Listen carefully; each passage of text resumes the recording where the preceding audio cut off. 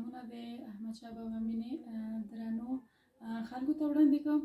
او په زمن کې د نننۍ موضوع د منګ او تاسې د پوهنتون مشکلات دي چې د ژورنالیزم پوهنځي په ډیر تپه تلاش او په ډیر کار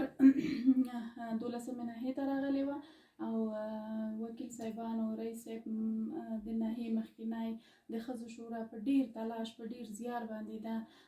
پوهنځي دلته فعاله کړه او دې پوهنځي ته ډیر محصلین موږ درلودله ډیر شاګردان موږ درلودله ډېرې خویندې وې چې له دې پوهنځي نه فارغه شولې نو نن سبا موږ خبرېږو چې متاسفانه دا پوهنځي بېرته له دې ځای نه انتقالېږي بل چېرته وړل کېږي نو موږ پرې ډېر خفه کېږو باید د احمدشاه بابا مینې ساحې ته یا 12مې ناحیې ته نور هم تحصیلات برابر شي لکه مثلا د فوټبال میدانونه لکه د کرکټ میدانونه ښځو لپاره پارکونه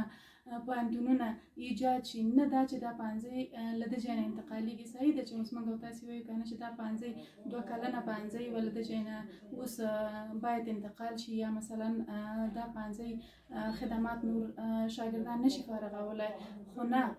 باید همدغه پوهنځي ته رشد ورکړل شي انکشاف شي همدغه پوهنځي باید لیسانس خویندې وروڼه له دې نه باید فارغ شي لاړ شي په هیڅ وجه کې په هیڅ وجه په هیڅ صورت موږ اجازه نه دې ته نه ورکوو چې دا پوهنځي له دې ځای نه انتقال شي له دې ځای نه لاړه شي دې ته باید توصیه ورکړل شي انکشاف ورکړل شي تر څو د موږ ټول خویندې وروڼه له دې نه مستفیده شي او پاتې شو په دې برخه کې چې د ښځو شورا سره د ښځو شورا سره هیچا مشوره نه ده کړې هیچا د خبرو سره دا موضوع سره نه ده شریکه کړې چې آیا دا پوهنځي چې د ځای نه انتقال شي او که دلته پاتې شي که چېرته دا خبره د ښځو په شورا پورې اړه ولري د ښځو شورا په نمایندګي د ښځو د شورا په نمایندګي باندې زه دا ډاډ خپل خویندو ته ورکوم چې هېڅکله موږ دا اجازه نه ورکوو چې دا پوهنځی یا دا پوهنتون له دې ځای نه انتقال شي او لاړ شي موږ د ښځو لپاره نور خدماتو ته هیله مند یاستو چې نور خدمات دلته وشي نور خدمات دلته راشي لکه د ښځو مارکیټونه لکه د ښځو لپاره د کاریابي زمینه مساعد شي نو نه دا چې پوهنځی چې اوس دلته فعاله پوهنتون ده او دا پوهنتون له دې ځای نه انتقال شي او د دې ځای نه لاړ شي زه خپله شخصا کلکه مخالفه یم او تر اخره پورې به زه په دې خبره باندې خپل ولاړه یم چې دا پوهنتون باید دلته پاتې شي او